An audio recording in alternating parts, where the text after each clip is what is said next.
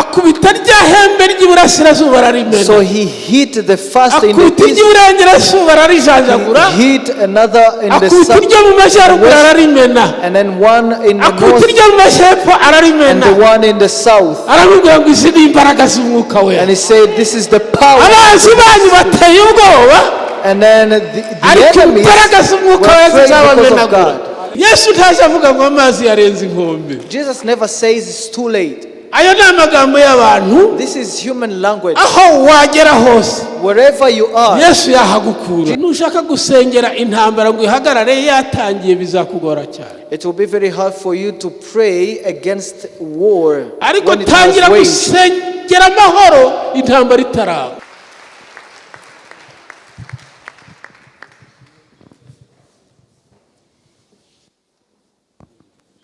Hallelujah.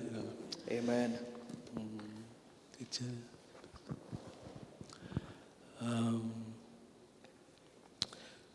muri 82 In 1982, nari maze imyaka 5 nkijijwe.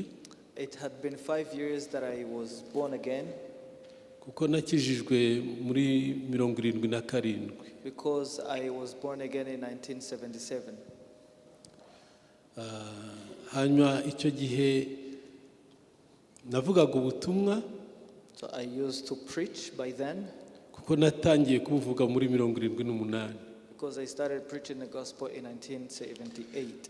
icyo gihe muri 82 naganiriye n'umunyamerika witwa Samuel Johnson. So I spoke with a man called Samuel Johnson in 1983, yabaga i Bujumbura and he lived in Bujumbura. muri 82. It was in 1982. yansabye kumuha ubuhamya. He wanted me to give him a testimony. hanyuma ndangije ambaza inyigisho nigisha. Then he asked me what I was teaching about. ndamubwira nti nigisha kuva mu itangiriro kugeza mu byahishuwe. So I told him that I was teaching about from Genesis to Revelation. hanyuma araseka. And then he laughed. asetse nibajije ko ashimye. So when he laughed, I thought he was congratulating me, ariko ntabwo byari byo. but it was not true. noneho ngeze ahantu nari ncumbitse. So when I got to my place, numva umwuka wera ambwira ko yashakaga kumenya inyigisho Imana yampaye neza neza. so I felt like the Spirit wanted that man to know the teaching that God had given me. kuva icyo gihe natangiye kubaza Imana icyo yampamagariye kwigisha. From then on, I started asking God, what did He call me to teach about? rero nubwo navuga ibintu byose cyangwa amagambo bambwiye kwigisha, So even though I can try to speak about the topic I was ariko given, nahawe ibintu bitatu gusa: but I was given 3 important things: kwizera, faith, kwihana repentance, n'umwuka wera. and the Holy Spirit. Today, turumva ijambo ry'Imana rivuga umwuka w'ubwenge. we shall follow the word of God speaking about wisdom. turasoma mu migani We shall read from igice cya 9. chapter 9. Proverbs chapter 9. imigani igice cya 9 Proverbs chapter 9, umurongo wa mbere. verse 1. dusomeye mu izina rya Yesu Kristo. We shall read in the name of Jesus. bwenge yubatse inzu ye, yabaje inkingi zayo ndwi. bwenge yubatse inzu ye, Wisdom has built her house. kandi yabaje inkingi zayo ndwi. She has hewn out her 7 pillars.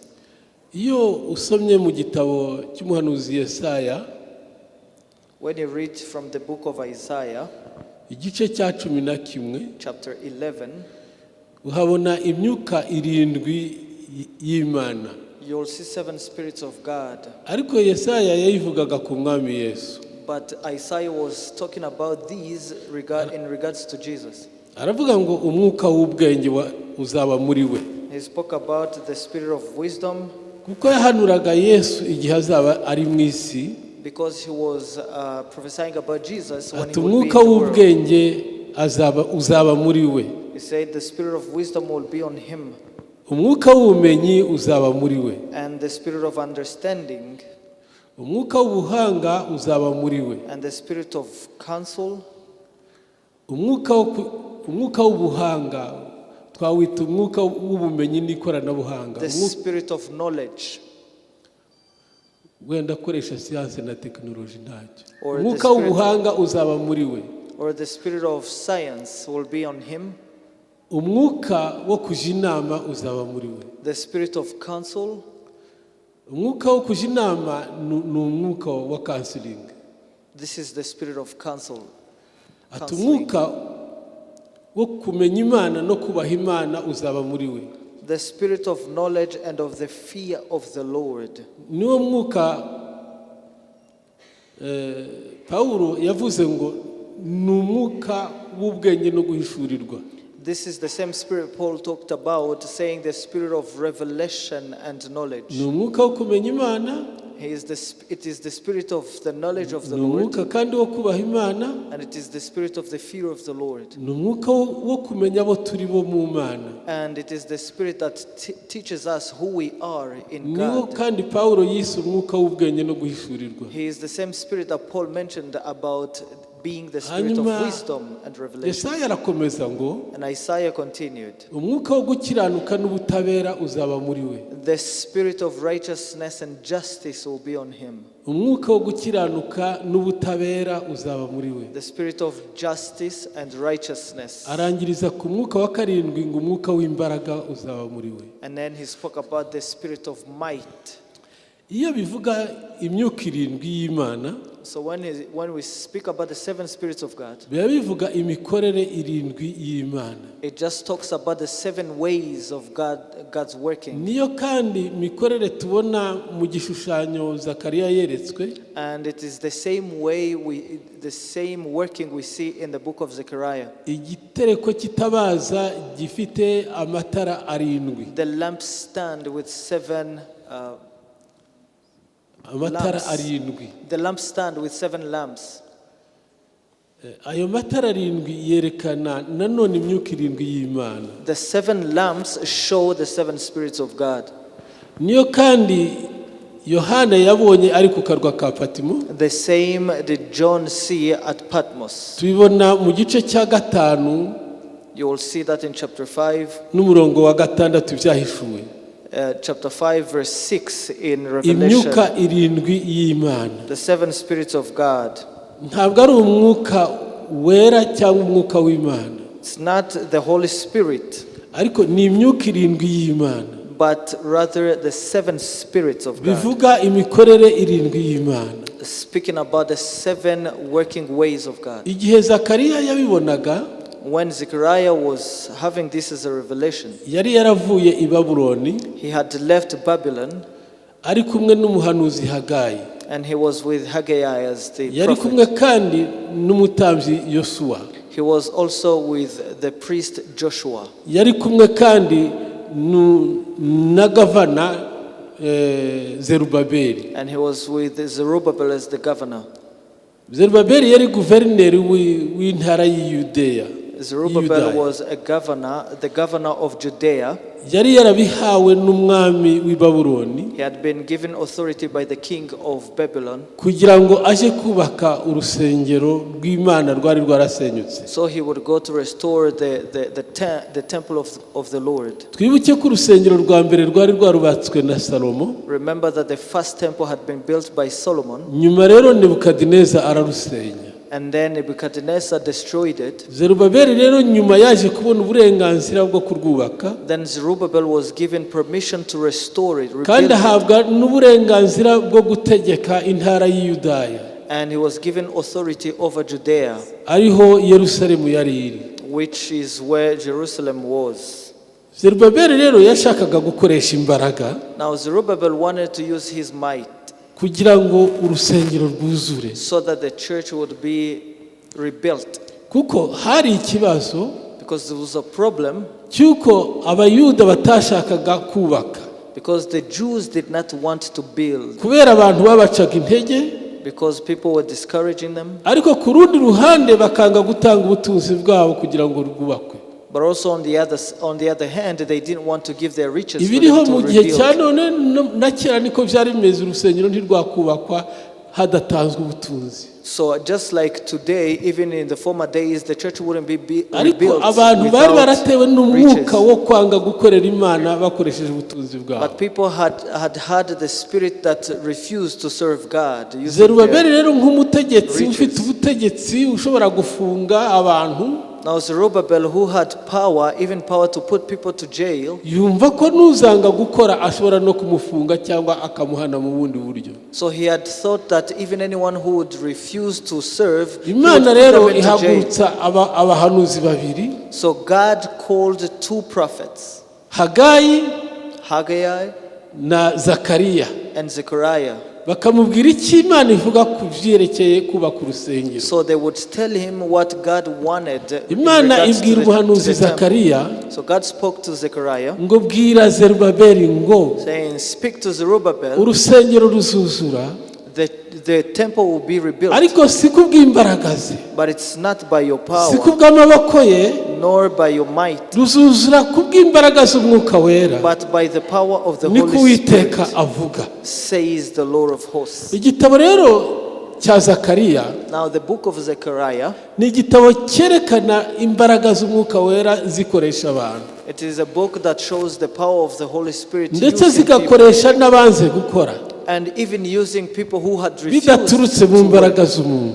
And that's not out of the power of man. Kirimo amagambo ngira ngo ngarukeho gatoya twihuta, There is a few words that I want to emphasize on. amagambo ashimishije cyane yerekana uburyo umwuka wera akoresha. Some of the most beautiful words that the Holy Spirit is using. Zerubabeli yabonye umuntu ufite umugozi, So Zerubbabel saw a man with a thread. ntabwo ari Zerubabeli, Zakariya Zechariah saw a man with a thread. abona umuntu ufite umugozi agenda apima urusengero. So he saw that person go measuring the temple. Ni ya metero nyine ipima cyangwa dekametero, Yeah, the measuring thread, ya yindi abubatsi bakoresha. the one that the builders use.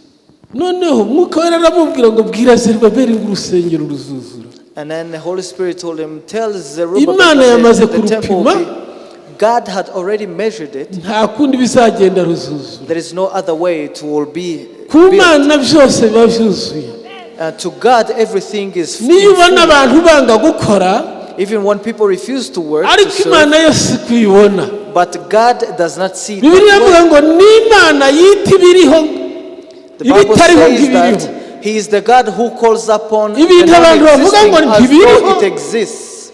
Imana iravuga ngo biriho. The things that people see that they don't exist, God sees Ibintu that abantu they bavuga ngo are. ntibigaragara, The things that people don't see, Imana iravuga ngo yo irabibona. God says that He sees them. Ibintu abantu bavuga ngo ntibihagaze, The things that people say these are Imana not ikavuga true, ngo dore ndabibona bihagaze. and God would say, "Oh, Imana rero I see they ntireba are faithful." nk'abantu, So God does not see like ariko man, Imana idusaba kureba nkayo but God wants us to see like kugira ngo Him, tutayoborwa n'ibyo tubona, so that we wouldn't be led by what ahubwo we see, tuyoborwa no kwizera Imana. but that we would be led by faith in God. Ntukayoborwe n'ibyo ubona So do not be led by what you cyangwa ngo see, uyoborwe n'ibyo wumva n'abantu. nor shall you be led by what people say. Abantu baravuga People will speak, bati uyu we arapfuye pe, they will say, "But this one is dying." hanyuma yamara kuzuka And then when he's cyangwa se raised Imana back to imaze life, kumuhembura, but when God has revived him, bati yarakize restored pe, him, and then they will say, "Oh, he's totally kandi uyu healed." ntashobora no kuzongera gukena, bati ntazongera gukena. And I will say, "Oh, this one will never get Abandi cured." bavuga ngo uyu nta cyamukiza ntibishoboka, Others would say, "Oh, nothing can save him." bakongera bagahindukira bati uyu nta cyamukenesha ntibishoboka. But they will turn again and say, "Oh, nothing can take away Ariko his twige riches." kureba nk'Imana. I want you to learn to see Hallelujah. what God does. Hari ikindi rero Zerubabeli yabonye, There's another thing that Zerubbabel saw. yabonye amahembe ane, He saw 4 tents. rimwe ryiruka rigana iburasirazuba, One was going to the east, irindi ryiruka rigana the iburengerazuba. other one was going to the west. irindi ryiruka rije mu majyepfo, and another one to the south, irindi rigana mu and majyaruguru. another one to the north. Hanyuma Zerubabeli ngo agira ubwoba. And Zerubbabel was afraid. Abaza marayika bamwerekaga, He asked the angel who was showing atari this vision, amahembe ane asobanura iki? saying, "What are these tents?" Ko mbona ari amahembe ateye ubwoba. And I see them, they are fearful. Aramubwira ngo ni abanzi b'Abayuda, And he said, "These are the enemies of the Jews babarwanya kugira ngo urusengero rutazuzura. that fight you so that the temple will not be rebuilt." Noneho ngo abona umuntu w'umusore And then he saw another great ufite inyundo kandi wihuta, who had a very big hammer and ufite imbaraga nyinshi swift, cyane, very powerful. akubita rya hembe ry'iburasirazuba ararimena, So he hit the first in the akubita east, iry'iburengerazuba ararijanjagura, hit another in the akubita south, iryo mu majyaruguru ararimena, and then one in the akubita north, iryo mu majyepfo and ararimena. the one in the south. Aramubwira ngo izi ni imbaraga z'umwuka And wera. he said, "This is the power." Abanzi banyu bateye ubwoba, And then the ariko enemies imbaraga were z'umwuka wera afraid because of zizabamenagura. God. The Haleluya. power of the Holy Spirit would destroy them. Zerubabeli abona amafarashi Zerubbabel saw many horses, asimbuka ibintu bimeze nk'urukiramende niba mu rugo. horses running over a rectangle thing. Ati ziriya ni imbogamizi, ni imitego babateze. And then he said, "These are the challenges, the obstacles." Abona rero put on the way. umusore nanone uri ku ifarashi, So he saw another young man on the yagera kuri horse bya bintu babateze ngo ifarashi ikamusimbukana, who reached the hanyuma rectangles, akabirenga. obstacles, and then he would Arabwirwa run ngo over. ziriya ni imbaraga z'umwuka wera. And he said, "This is the power of Imitego the Holy mwatezwe ni myinshi, And the obstacles ariko set imbaraga z'umwuka wera but the power of the Holy zizabagurukisha will make you fly muguruke over this nk'ibizu, thing. You will muguruke fly like the nk'ibisiga. eagles. Abasore b'imigenda And the young, ngo bazagenda baruhe, they will run, ariko abuzuye umwuka wera but those filled with the Holy Spirit, bazaguruka nk'ibisiga. they will Hallelujah, fly like hallelujah. eagles. Hallelujah. Hallelujah. Mu magambo make n'ibyo yabwiwe. In a few words, Yerekwa rero n'iriya they myuka irindwi. received. And then he was shown the seven Umwuka- spirits. umurimo w'Imana uzatera imbere kandi uzuzura. Said the work of God will come to its Ngo completion. bwira Zerubabeli ngo So speak to Zerubbabel, nk'uko ari wowe washyizeho ibuye rya mbere, as he is the one that set a first ni stone, nawe uzashyiraho irya nyuma. so shall he set the last Ngo abantu stone. bazaririmba bahimbaza Imana, People shall sing rejoicing bavuga ngo towards the Lord, nirihabwe umugisha, nirihabwe umugisha. and they will say, "Let it be blessed." Urusengero rumaze kuzura. When the church Hallelujah, will be hallelujah. rebuilt. Hallelujah. Noneho haza Hagayi rero nawe And then Haggai came in, abwira Zerubabeli ngo Zerubabeli, spoke to umva, Zerubbabel, ntibikubabaze "Do not be troubled," cyangwa ngo ushake guhana abantu, or trying to punish people, kuko wowe ntushobora kundusha guhana, because you cannot punish them more ngo than I nzabihanira, do. I will punish them ngo dore myself, uko nzabahana, and this is how I will do it. dore uko nzabahana. This is how I will punish them. Ushyira mu mufuka azaba ashyira nko mu mufuka utobotse. The one who will put in a sack will put in a torn sack, Ngurya ntazahaga, and whoever shall eat will never eat to the unywa full. ntazashira inyota, Whoever drinks, they will never drink to ukorera their ibihembo thirst. azamera nk'ushyize Whoever mu work mufuka for utobotse. wages, they will never have enough. Nzabihanira wikwirirwa I will wigora. punish them. Do not bother yourself with this. Ntushobora guhana kurusha Imana, You cannot punish more than God. ntibibaho.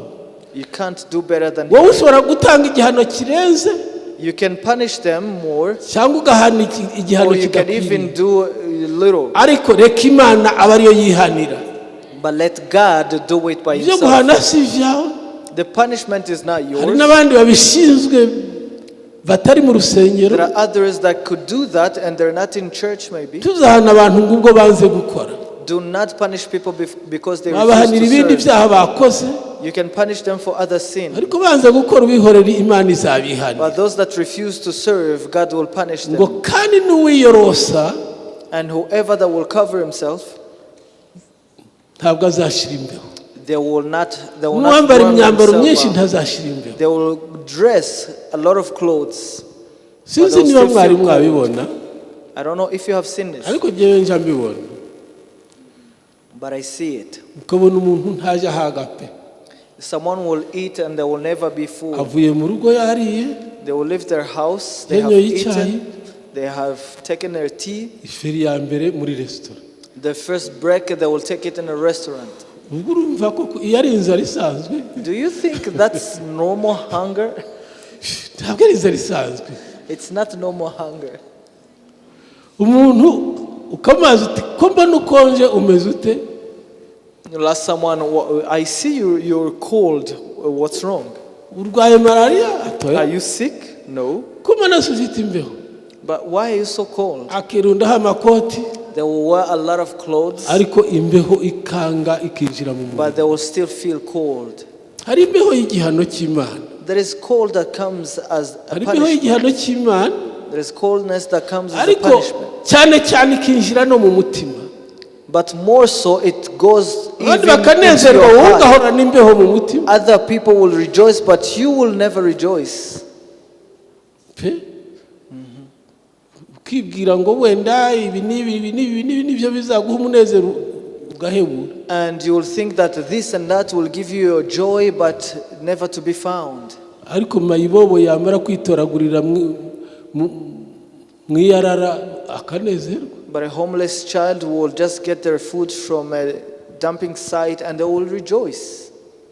Nigeze kumva umukobwa arata igitanda ngo kizango yabonye hariya mu mujyi. Umukobwa avuga ngo igitanda yabonye ngo mu mujyi ngo gitangaje. I saw a young lady who was priding into a bed she had seen in town. Abwira abandi bakobwa mutega amatwi, ntacyo namusubije. She told other girls, Ahubwo and nakomeje I gutekereza. listened to her. I never replied, but I thought about it. Ntabwo warara ku gitanda cyiza abadayimoni bakakikunigiraho. Can't you sleep on a very expensive bed and demons will just play Yes. around with you on it? Ese Yakobo gusabana n'ijuru ntiyari yiseguye ibuye? Didn't Jacob dream about heaven, yet he had Ibyishimo stories of bitangwa pillow? n'Imana. Joy comes from the Lord. Hallelujah. Kandi amahoro atangwa n'Imana. And peace comes from God. Imana ibwira Hagayi irindi jambo. So God spoke to Haggai Ngo again. bwira Zerubabeli ngo ntahangayike. Speak to Zerubbabel to not be Gwasigaye akanya troubled. gato nkanyeganyeza ijuru. Because there is just a short time that I will shake heaven and earth. Nkanyeganyeza inyanja. And I will shake even the sea. Hallelujah. Hallelujah. Ese mu ijuru habiki? What is in heaven Mu exactly? ijuru hari imbaraga z'umwuka wera. There is the power of the Holy Mu Spirit. ijuru hari abamarayika b'Imana. There are angels in heaven. Hasigaye akanya gato. So there is just in a Niyo little while, abantu batakora nzohereza abamarayika. even when people don't work, I will send Hasigaye my akanya angels. gato nkanyeganyeza isi. In a little while, I will shake the Ese mu earth. isi habiki? What is in the earth? Izahabu n'ifeza biba mu isi. Silver and gold are in the earth. Imana ntabwo yigeze irema amazu. God did not create houses. Ntabwo Imana yaremye insengero. God did not create churches. Imana yaremye isi gusa. He just created Iravuga ngo ibintu the byose earth. tuzabikura mu isi. Hallelujah. Hallelujah. Imana ntabwo yaremye imodoka. So God did not create cars. Imana ntiyaremye satelite. He did not create satellites. Imana yaremye isi gusa. He created the earth. Irema n'ubwenge ibuha abantu. And he created the knowledge, Ngo he ibintu gave it byose to people, bazabikura mu isi. so that everything Imana will iravuga ngo be hasigaye drawn from akanya the gato. earth. And then he Nkanyeganyeza said, in a ijuru. short while, Nkanyeganyeza n'isi. shake the heaven and the earth. Nkanyeganyeza n'imitima y'abantu. I will shake also the hearts of Urusengero men. ruzuzura. Hallelujah. And the temple will be filled. Sikubw'imbaraga za It's Zerubabeli. not by the might of Zerubbabel, Nikubw'imbaraga z'umwuka wera. but by the power of the Holy Spirit. Uyu munsi muri uyu mwanya And in this evening, turumva umwuka w'ubwenge. we shall hear about the spirit of wisdom. Twabyumvise umwuka w'ubwenge, We heard umwuka w'ubumenyi, the spirit of umwuka wisdom, the spirit of w'ubuhanga, knowledge, umwuka wo kuja inama, spirit of understanding and counsel, umwuka wo kumenya Imana no kuyubaha, the spirit of the knowledge of the no Lord kumenya abo and the turi fear bo mu of the Mana, Lord, the spirit to know who we umwuka wo are in gukiranuka God, n'ubutabera, the spirit of justice and umwuka righteousness, w'imbaraga. and the spirit of might. Umwuka w'ubwenge, ijambo twasomye ryavuze ngo bwenge yubatse inzu ye, And the word we read says, ayishinga ku Wisdom nkingi built ziri his ku nkingi house. ndwi. and posed it on 7 pillars. bwenge ntabwo ari ubwenge bwenge umuntu witwa bwenge wisdom herself. umuntu witwa bwenge yubatse inzu ye The man called wisdom built a house ayishinga ku nkingi ndwi and posed it on 7 pillars. nkunda umubare 7 I love number 7 kuko Imana nayo yawukunze because God himself loved it. 7 kerekana ubwuzure bw'Imana 7 shows the fullness of God. cyangwa ku Imana yuzuye Or that God cyangwa is gutungana complete, kw'Imana or the completeness of God, perfection the perfection of God, kuzura kw'Imana the fullness or the perfection of God, yego no gutungana kw'Imana the fullness and the perfection of nicyo God. mubare 7 werekana That's what 7 means. Imana ishimwe Praise be to God. Imana irema mu minsi 6 God created in 7 days, ku munsi wa 7 iraruhuka and on the 7th day he rested. nawe ruhuka And you need to nawe rest. ruhuka So rest. injira mu isabato y'Imana Enter into the Sabbath of God. ruhuka Rest. kandi Yesu ni isabato yawe And Jesus is your Sabbath. umuntu umwe yarambwiye One man told me, ati se wazaje kudusura ku munsi w'isabato said, why don't you come to visit us on the Sabbath day? ariko njyewe mpora mu isabato And I said, well, I live in my Sabbath. kuwa mbere mba ni mu isabato On Monday, kuwa I'm in my kabiri kuwa Sabbath. gatatu kuwa kane kuwa On gatanu kuwa Tuesday, gatanu ku Thursday, cyumweru Friday, Saturday, and Sunday. wowe sinkubujije niba ubishaka wibere mu isabato yo kuwa gatandatu And I told him, ariko I'm njyewe not denying iminsi you yose ndi mu anything. isabato I'm not denying you anything. Kuko You can isabato take yanjye ni Saturday as a Yesu. Sabbath. But for Erega me, nta I handi live in Sabbath, waruhukira because my hatari muri Sabbath Yesu. is Jesus. So you can't find rest elsewhere unless. ku cyumweru umunsi wo ku cyumweru si wo wakuruhura So Sunday cannot really give you rest. ruhukira muri Yesu Find rest in Jesus. ruhukira muri Yesu Find rest in Jesus. Yohana we yabonye Yesu So John saw Jesus. ariko amubona mu buryo bw'umugani So he saw him as in a parable, metaphor in a metaphor. abona Yesu mu buryo bw'umugani He saw Jesus in a metaphoric way. aho ni mu byahishuwe 4:5 That's in Revelation 4:5. aravuga ngo mbona umwana w'intama w'Imana He saw him as the Lamb of God afite amaso 7 who had 7 eyes. amaso 7 ni ukuvuga ngo abona byose That means he sees everything. ngo afite n'amahembe 7 And he had 7 horns. ngo ameze nk'ubambwe And like he was crucified. umwana w'intama ufite amahembe 7 He had 7 ihembe horns. twabyumvise rizi kurwana cyane We saw that the horn can fight. imfizi y'inka cyangwa y'intama iguti ku ihembe ntabwo You know, when a wasigara bull amahoro. hits you with its horns, you can't survive abona that. Yesu afite amahembe 7 So he saw Jesus with ni 7 ukuvuga horns. ngo azi kurwana mu buryo bwuzuye It means he can fight in ni a complete way. umunyentambara mu buryo bwuzuye He's a serious fighter. akurwanirira mu buryo He bwuzuye will fight you in a complete way. Yesu ntaje avuga ngo amazi yarenze inkombe Jesus never says it's too late. ayo ni amagambo y'abantu This is human language. aho wagera hose Wherever you are, Yesu yahagukura Jesus can snatch you. Hallelujah, From that place. Hallelujah. Dawidi yaravuze ngo Uwiteka yankuye mu mahembe y'imbogo And David said, the Lord has snatched hari me from the watekereza ko umuntu horns. yagera mu mahembe y'imbogo akahava Who can ever Ariko think that they Imana can survive from that yahagukura. place? But God can take you from that place. umwana w'intama w'Imana The Lamb of God ufite amahembe 7 who has 7 horns. igitero kizaturuka iburasirazuba gikubite Wherever the battle comes from, igitero cy'iburengerazuba wherever gikubite it comes from, the igitero east cyo or mu the kirere west, gikubite from igitero cy'ikuzimu gikubite from the sky, Hallelujah. the Hades, he will still hit Hallelujah. them all. Hallelujah.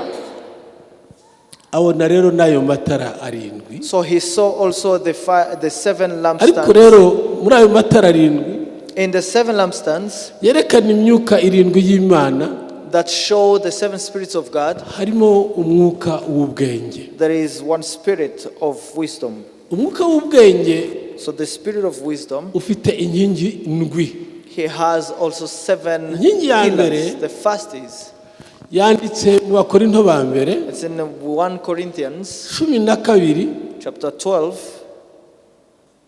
n'umurongo wa 6. verse 6. Bamwe bazahabwa umwuka w'ubwenge. Said, Umwuka w'ubwenge hari n'umwuka wo kumenya biratandukanye. some shall receive the spirit of wisdom, and it's different from the spirit of knowledge. Hari igihe Imana yansobanurira umwuka w'ubwenge. So one day the Lord explained to me the spirit of wisdom. Nari muri by'uburani muri Kongo, nari mu ivugabutumwa. I was on evangelism mission in Congo. Noneho abantu benshi baza kumbaza amakuru. So many people came to me asking questions. Abo bantu twari twarabanye muri Sud Kivu. I had lived with the same people in South Kivu. Nyuma nimukira Nord Kivu. And then I moved to the north. Nabo rero bimukira muri Shaba. So they moved to another place. Urumva bambazaga amakuru menshi. So they would ask me a lot of bakambaza amakuru ya Sud Kivu. They would ask me about South Kivu. Kuko mva muri Nord Kivu nanyuze muri Sud Kivu. Because I go through bakambaza amakuru ya Nord Kivu. They would, when I come from north, nkabura umwanya wo gusenga. So I wouldn't find time to pray. Umva isengesho nasenze ariko Imana ntiyarishimye. So I prayed this way and God did not appreciate it. Nasenga ngo Mana birukane ubimire be kuza kumbuza gusenga. I prayed to God and said, please chase them away so that they won't stop me from praying. You know, a preacher needs time to pray. So God gave me a word of wisdom. One simple question. And it had an answer for a question. So he gave me the word of wisdom.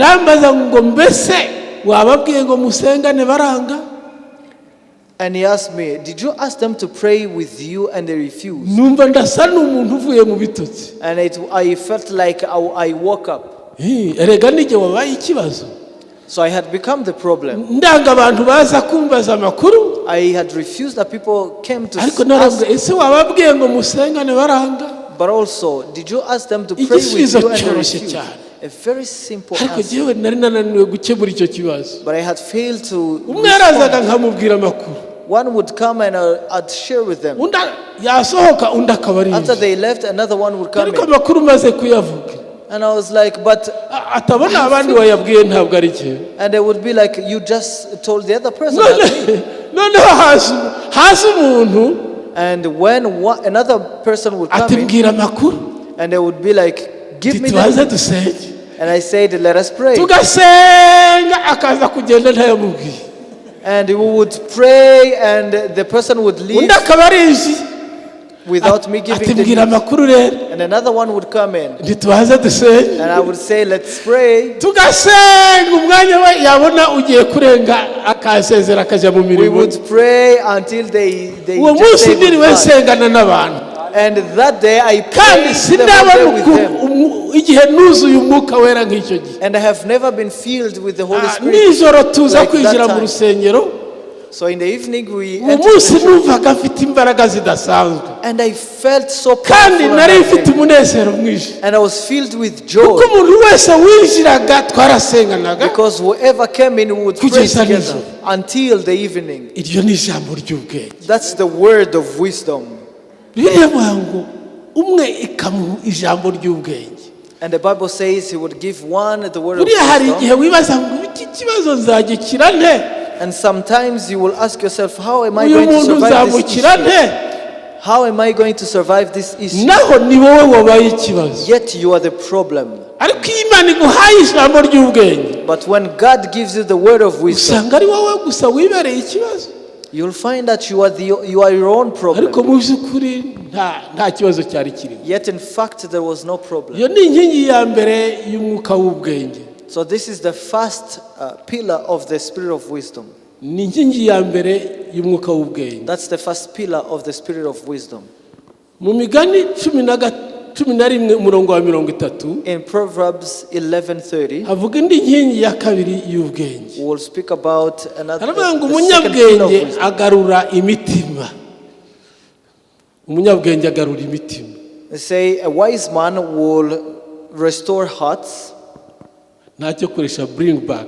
Will bring back hearts.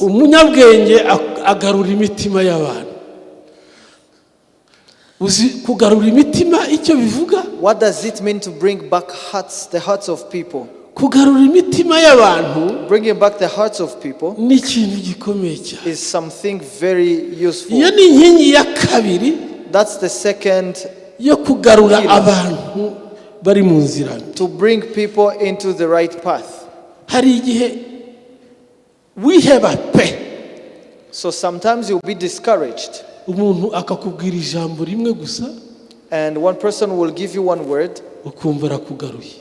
and you feel like they are bringing you back. Ushobora no kugarura umutima wihebye ku buryo umuntu yaragiye kwiyahura, You might win a heart of someone who is ariko about to ukamubwira ijambo commit rimwe gusa suicide, but you will tell them one word, umuntu akagaruka. and that person, you will win them. Ni 11:20.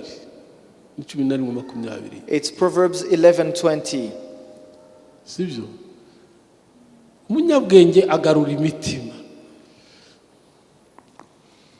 Buriya abantu kuyoba biroroha cyane, It is very easy for people to lose ariko their no path. kubagarura bisaba ko uhabwa ubwenge. But for you to win them Iyi back, ni inkingi it requires ikomeye wisdom. cyane. This is a very important pillar. Gutesha umuntu inzira mbi yaragiyemo, You can mislead someone, kuko we kwinjira muri iyo nzira mbi amaze igihe kirekire abitekereza. you can bring someone back from Kugira ngo their rero bad umugarure way. mu kanya gato ntabwo wamugaruza ubwenge bwawe. So you cannot bring them back from their wrong Bisabye ways guhabwa with your own umwuka knowledge. w'ubwenge. But you need the spirit of Iyo ni wisdom. inkingi ya kabiri It is the second pillar y'umwuka w'ubwenge. of the spirit of wisdom. Inkingi ya gatatu y'umwuka w'ubwenge And the third pillar of the spirit of wisdom, iba mu Migani 13:14. you'll find it in Proverbs 13:14. Haravuga ngo umunyabwenge And it says, ategura imitego y'umwanzi.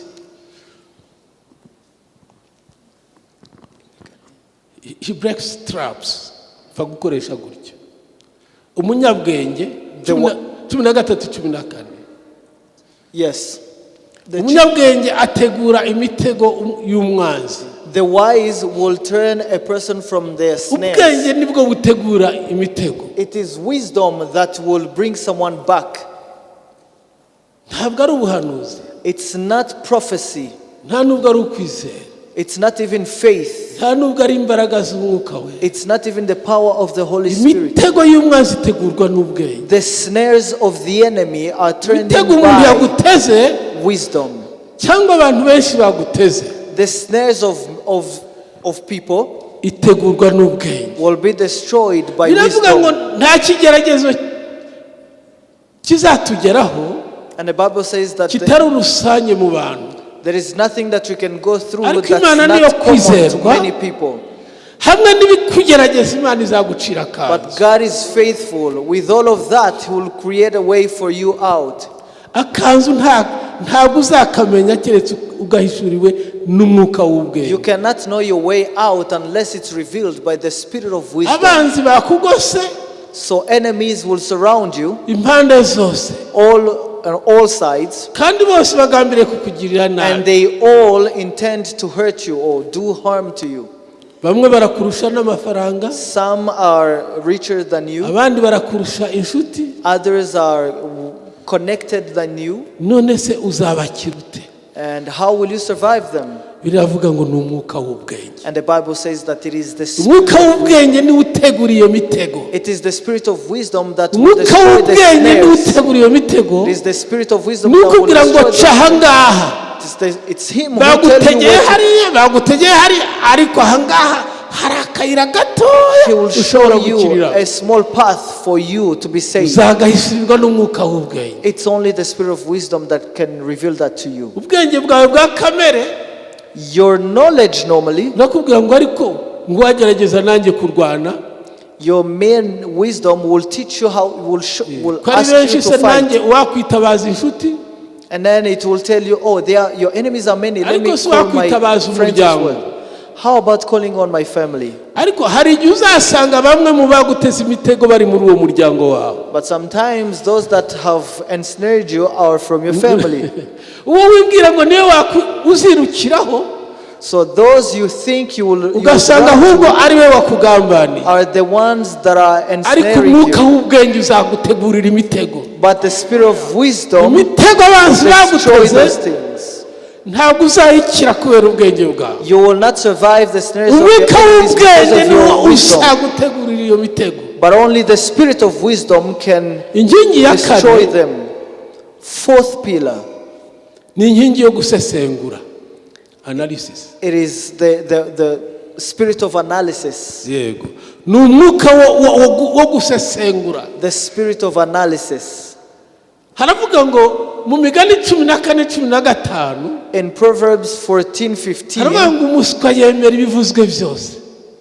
Umuswa the simple believes every word. yemera ibivuzwe byose, They believe every word. ariko umunyabwenge But the prudent arabigenzura akabimenya. considers his steps. Umunyabwenge arasesengura. The prudent will consider his steps. Bari bumva abanyamakuru ukuntu basesengura iby'umupira. Have you followed how Bakavuga ngo iyi journalists ekipe analyze yatsinzwe football games? kubera arbitre, And they will say that this team lost because of the kubera referee. ko atashizemo uriya mukinnyi, Or maybe the team lost because the kubera ko manager did not play this player. cyangwa se yamushizeho igihe cyarenze. Or maybe Bagasesengura ukumva babimenye. so the football analysts will analyze games. Ariko Bibiliya iravuga ngo umunyabwenge we But the Bible says that the prudent asesengura ibihishe mu mitima y'abantu. will consider well his steps. Asesengura ibihishe mu mitima y'abantu. They will analyze the thoughts of man. Umuntu kamaze utase ugiye igitarama, ati ngiye igitarama. Hanyuma mwamara gutandukana akaje ikibungo. And then one will tell you, oh, I'm going this way. When you separate, they will take another way. Ariko umunyabwenge ufite umwuka w'ubwenge w'umwuka wera, But umwuka w'Imana witwa umwuka w'ubwenge, a wise man who has the spirit agenda of niyo God, who is nkingi the ya spirit kane of, they will walk with this fourth pillar, yitwa kugenzura, gusesengura. which is the spirit of analysis. Agasesengura akinjira mu mutima wawe, They will analyze everything. They will enter into your heart. akamenya gutandukanya ibyo wavuze n'ibiri mu mutima wawe. And then they will know how to differentiate Kuko afite your words umwuka w'ubwenge. from your Kuko afite intents. umwuka w'ubwenge. Because they have the spirit of wisdom. Umuntu ufite umwuka w'ubwenge ntiwamuhisha. You cannot play around with the spirit of wisdom. Ashobora gusa kutakubwira ko yabimenye kumubeshya, They might not just tell you that you're lying to them, ariko aba yabimenye. but they know that you're lying. Inkingi ya gatanu The fifth pillar yitwa inkingi yo gushyira ibintu mu buryo. is the pillar that puts things in order. Gushyira ibintu mu buryo, yego nibyo. Putting Gushyira ibintu things mu in buryo. order. Ahantu hari akajagari, ibintu byononekaye. Things that are destroyed. Usomye muri disordered. Nehemiya When you read in Nehemiah igice cya 13 chapter 13, umurongo wa 14, chapter 13 verse 14, Yeremiya yigeze kuja amaze kuzuza inkike z'i Yerusalemu, after he had rebuilt the walls of Jerusalem, ngo asubira i Babuloni gutanga raporo y'uko umurimo yari yahawe yawujuje. he went back to Babylon to report on the works he had finished. Noneho umwami aramubwira ati noneho ni byiza, komeza nanone wigumire i Yerusalemu ukomeze uyobore. And the Lord said, the king told him, it is good, go back to Jerusalem and Ngo lead. agarutse asanga umutambyi witwa Eliyashibu, So when he went back to Jerusalem, he found a priest named Eliakim, uwo yasigiye imirimo ngo asigare mu mwanya we. the one he had left to continue the work. Ngo asanga yafashe Tobiya amwinjiza mu cyumba cy'inzu y'Imana. And he found that he had taken Tobias into the room, the inner tent. Yibagirwa ko Tobiya yari umwanzi w'inzu He y'Imana. had forgotten that Tobias was an Ngo enemy asanga of the yamuhaye house of God. ahantu yaramusasiye amerewe neza, He found that he had given Tobias a place to sleep. ati ndababara cyane, So he was very much in pain. ati mfata Tobiya ndamusohora. And then Nehemiah took Tobias and threw him out. Nze ndeba ukuntu yamusohoye ngerageza kubireba. Sometimes I try to imagine that. Nageze gahari ati He took him by the neck and threw him outside. ndamusohora. And he said he just threw him out. Kandi yiyumvisemo ko amurusha imbaraga. Because he felt that he was stronger than him. Burya igisambo ntikigira imbaraga. You know, a thief is never strong. He took him by the neck and threw him outside. He said, don't you ever come back into the house of God. So sometimes it is important that and sometimes Jesus took a stick and beat people in the temple and overthrew their tables because of the zeal of the house of his father. But there is something else that troubled him. And he asked, I can see Tobiah and the high priest. Where are the rest? He said, there are no more. Where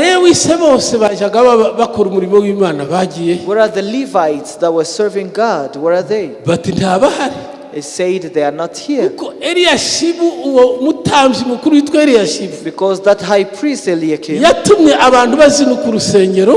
he made it so that people refused to come into the temple. They would not come back and bring their... Yet the Levites would survive on the...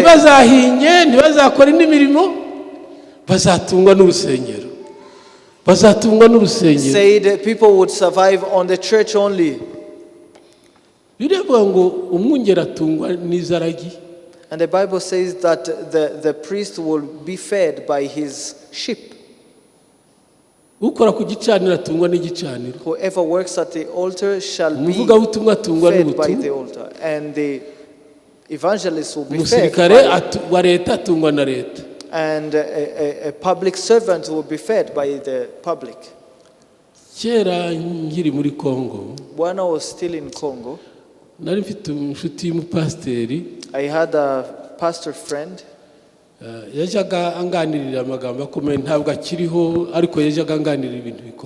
is no more today, but he would speak to me with wise words. I will not give you his name, but I will tell you what he said to me.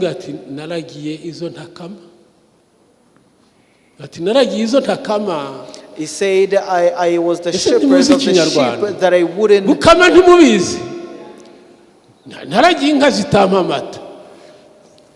I was a shepherd of a herd that could not give me milk. This is very sad. This is very sad. You're a shepherd, and once you get home, you can't even get milk from your sheep. And he found that the Levites had left. He said, call back the Levites. Call back all the Jews here. And he spoke to Eliakim and said, I never want to see Tobias here. He told all the Jews, bring your offerings here. He told the Levites, eat to your hunger. I once heard two Christians discussing.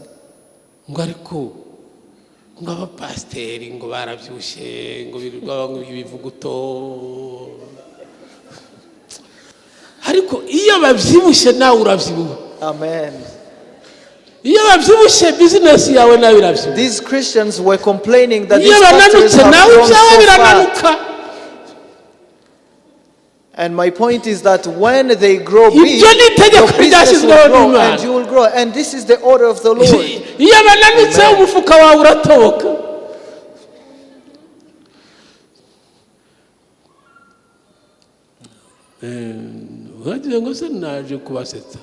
I didn't come here to joke around with you. The sixth pillar to be careful. Proverbs 22.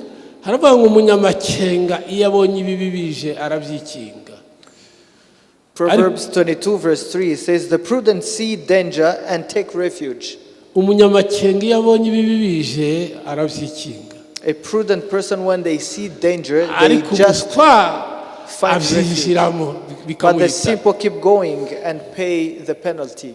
ubonye imodoka iturutse iriya inyamirambo yiruka cyane yacitse feri without brakes, hanyuma ukavuga ngo urayihunga igeze muri metero 5, and you're like, I will just run when it reaches 5 ariko meters. umunyamakenga abibona hakiri karatiriya modoka iragenda nawe, But the prudent will look at it and say, this car is just agatangira reckless. kuyihunga hakiri kare. They start running, finding refuge ahead ariko of time. umunyamakenga nanone asengera ibintu hakiri kare. And also a prudent person will pray for things earlier. nushaka gusengera intambara ngo ihagarare yatangiye bizakugora cyane. It will be very hard for you to pray against war ariko when it tangira has waged. gusengera amahoro intambara itaraba. But start praying for peace before war comes in. intambara itaraba, Before war comes in. bizakuvuna cyane gusengera bizinesi yawe wamaze guhomba. It will be very hard for you to pray for your ariko business tangira ibisengere when it is utarahomba. bankrupt. Now pray for it before it ayo ni gets amakenga. bankrupt. That is being yesu yaravuze ngo prudent. mugire amakenga nk'ay'inzoka And Jesus said, be prudent kandi as a mugire snake. amahoro nk'ay'inuma. May you have peace like a inzoka dove. murabizi ni ikintu kibi cyane. inzoka ni ikintu kibi cyane, A snake is something very bad, ariko inzoka igira amakenga. but a snake is very prudent. inzoka itandukanye n'imbeba. A snake is very different from a rat. imbeba yageze mu nzu ntiwabiyoberwa, When a rat is in a house, you cannot ariko fail inzoka to- yahaba umwaka wose utaramenya kwiha. But a snake will live in the house. nibyo and you yesu never know. yavugaga ati mugire amakenga nk'ay'inzoka. That is why Jesus said, may you be amakenga, careful, may you be prudent amakenga. as a snake. hari umugani uvuga ngo amakenga si ubwoba. amakenga si ubwoba. Prudency is not fear. amakenga ntabwo ari ubwoba. Prudency is not fear. kandi kwiroha gusa ukagenda ugapfa ntabwo ari ubutwari. And rushing into things and dying over there is not ugomba kugira heroism. amakenga. You have to be prudent. yesu amaze kugaburira abantu barenze 5,000, Jesus, after bringing back, after bashatse feeding kumufata ngo 5,000 people, bashatse kumufata ngo bamwimike. they wanted to take him and enthrone him.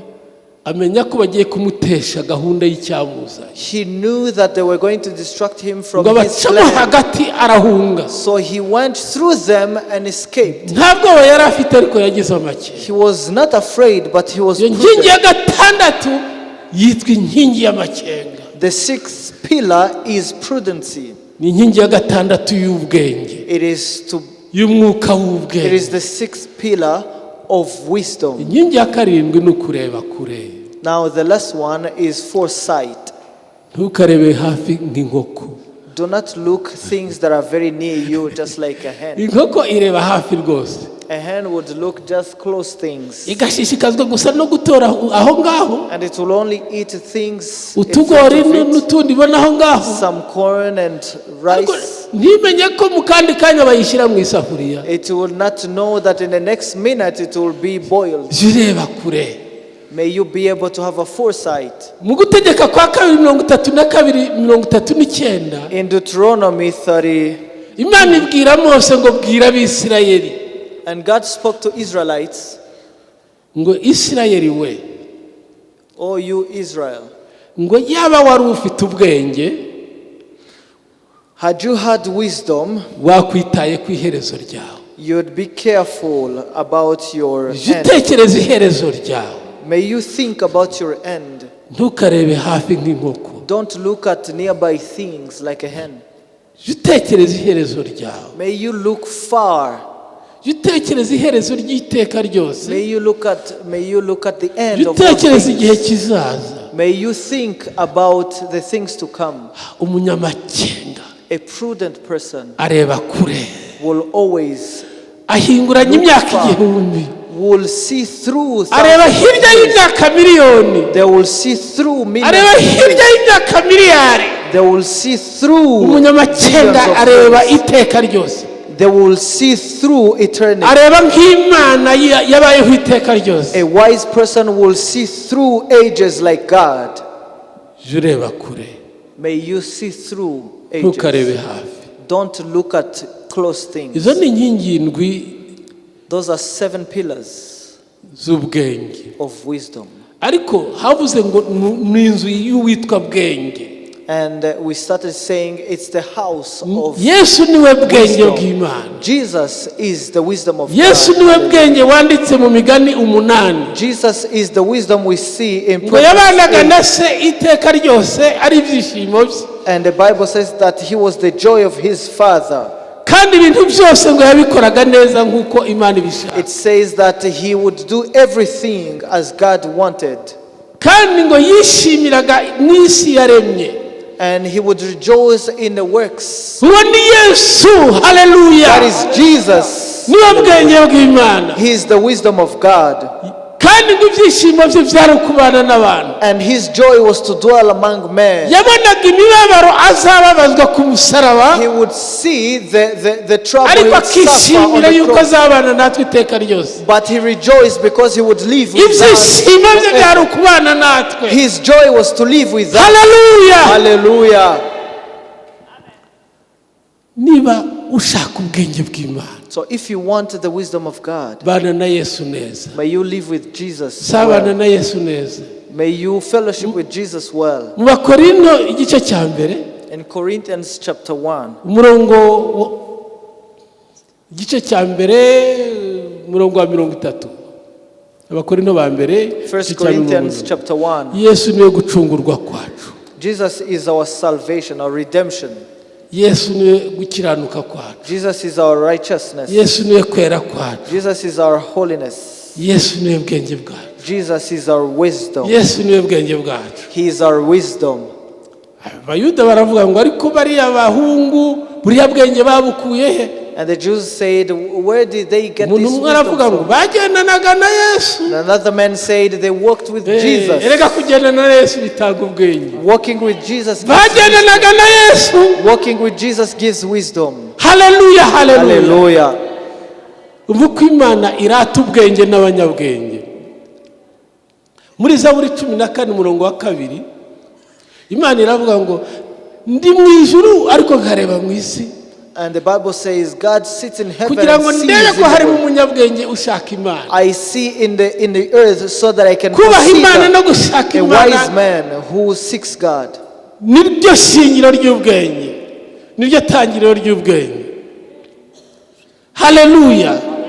Haleluya. Ubaha Imana. Fear the Lord.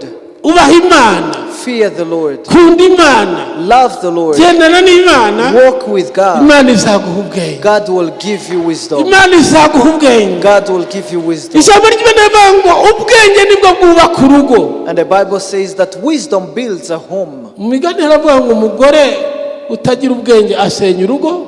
And the Bible says that a woman without wisdom will Asenya destroy her urugo own home. urugo rwe rutari urwundi. She will destroy her own Ariko home. umugore w'ubwenge ararwubaka. But a wise woman will build her Ariko home. n'abagabo nuko. And a man, it's the same. Buriya mu isezerano rya kera bakundaga gutonesha abagabo cyane. In the Old Testament, they would Ibibi really care bikaba ku for men. bagore, ibyiza bikaba ku bagabo. The bad Niyo mpamvu would bavuga be with umugore niwe women. usenya urugo. That's why they say that it's only Ninde ukwiye women guterwa amabuye ni umugore wakoze icyaha. who should be stoned. Umugabo niyigendere. It's a woman. It's the woman. Let the men go.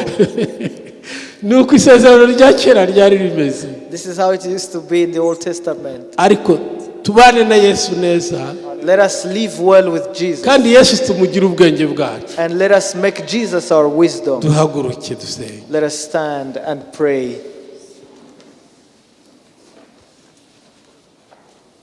Numwami,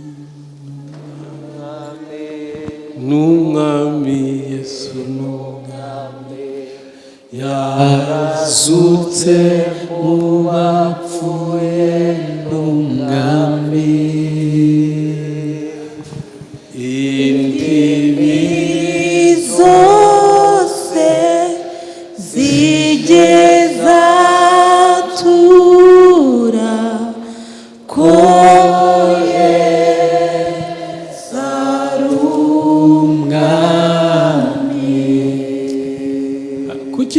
tuvuze Yesu kandi twavuze iby'umwuka wera? Why do we speak about Jesus yet we also speak about the Yesu Holy yaravuze Spirit? ngo umwuka wera naza azanyubahiriza. And Jesus said, when the Spirit comes, He will honor me. Umwuka akazi ke ko mu isi ni ugushyira Yesu hejuru. The role of the Holy Spirit in the world kandi ni is to ukutwereka ko lift byose Jesus bibonerwa muri Yesu, and to show us that everything n'ubwenge is bubonerwa found muri in Yesu. Jesus, and that wisdom is found in uguti Jesus. ndagushimiye mwami Yesu, Just say that I thank you, Lord Jesus, uri ubwenge bwanjye, that you are my wisdom. uri ubwenge bwanjye, You are my wisdom. uri ubwenge bwanjye, You are my wisdom. uri ubwenge bwanjye. You are my wisdom. mwami Yesu ndagushimiye, Lord Jesus, thank uri you. ubwenge bwanjye, For you are my wisdom. uri ubwenge bwanjye, You are my wisdom. uri ubwenge bwanjye. You are my wisdom. nyuzuza inkingi ndwi z'ubwenge, Fill me with the 7 pillars. inkingi ndwi z'ubwenge Fill me with the 7 pillars of zuzura muri jyewe, that they may feel ngenda n'inkingi ndwi z'ubwenge, I may walk with the 7 pillars. inkingi za bwenge. The 7 pillars. Haleluya. Hallelujah. bwenge yubatse inzu ye ku nkingi ndwi, Wisdom built his house on ariko 7 pillars. inkingi si umusingi, But the pillars are not the inkingi foundation. zijya hejuru y'umusingi. The pillars go on top of the foundation. wa byose ni Yesu Kristo. And the foundation of everything is Rambura amaboko Jesus ushimira Christ. Imana. May you lift your hands so that I may pray for you. kubw'ijambo ryawe twumvise, Thank you, Father. ryinjire mu mitima yacu, ryari imbuto mu gihe cya none no mu gihe kizaza. ritwigishe, ridukure mu bujiji, ritegura imitego umwanzi yaduteze, mu izina rya Yesu Kristo, amen.